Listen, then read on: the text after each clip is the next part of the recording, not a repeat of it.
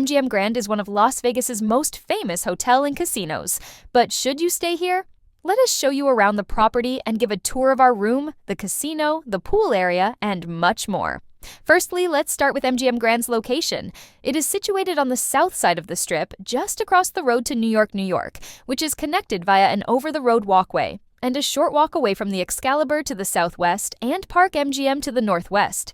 It is not exactly center Strip, but it does have a good location, with plenty of hotel and casinos nearby, as well as shops and restaurants north on the walk to Planet Hollywood and Paris. MGM Grand also has a Las Vegas monorail station, which takes you all the way up the Strip with multiple stops along the way until the Sahara. Tickets range from $5.50 for a one-time ride to $57.50 for a 7-day pass, with 1, 2, 3, 4, and 5-day passes also available.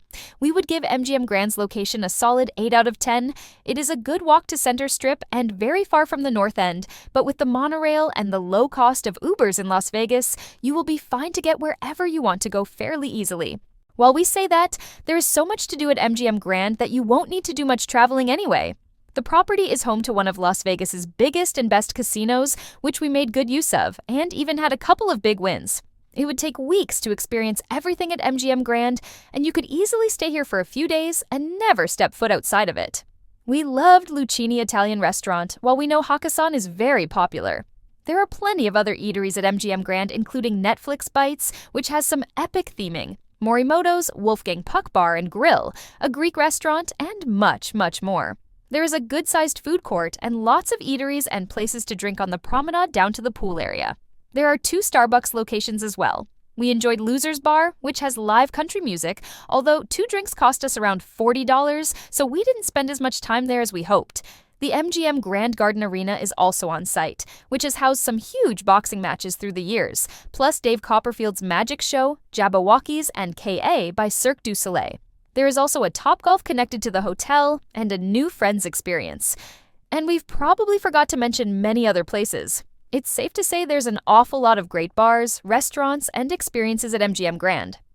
Next up, let's take a look at our room. We stayed in a Grand King Strip View room, which had recently been refurbished to a very high standard. The room was stunning and felt super clean and fresh, and came with a great view where we could see the Bellagio fountains in the distance as well as the Sphere. The room was highlighted by our big comfy bed that we slept very well in, while we spent lots of time chilling on these armchairs looking out at the Strip and the Sphere.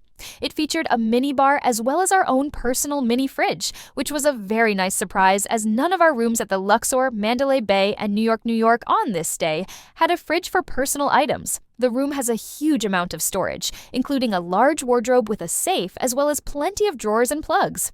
We loved the marble top on the main unit that sat below the big flat-screen TV, and overall everything felt very modern and well-designed. We were also very impressed with our bathroom at MGM Grand, despite it not featuring a bathtub. It felt modern and clean, highlighted by the huge vanity area and mirror, as well as a very good shower. It came with lots of useful and high-quality products, as well as plenty of clean towels that were refreshed daily. Overall, we could barely fault our Grand King room, and would say the refurb has been done to a very high standard. Next up, let's take a look at the pools. Vegas gets hot, so you want a nice pool area to spend time sunbathing and swimming, and the MGM Grand Pool Complex is considered to be one of the best on the Strip. It is a huge 6.5 acres and is clean and well-maintained with lots of trees and plants. It features multiple pools, including the best lazy river in Las Vegas that we made very good use of. Although be sure to bring your own inflatable rings as they are expensive when purchasing at the hotel.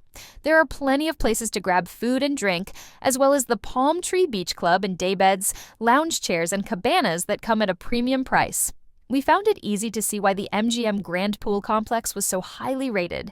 It does get super busy, so try to get there for opening time, and you'll have no trouble finding a nice spot. So to conclude, we can honestly say that we loved our stay at MGM Grand. It is a huge property with so much to do, from its massive casino to the restaurants, bars, and entertainment. The newly renovated King rooms are stunning and a real upgrade on the old ones, and the pool area is among the best on the entire Strip.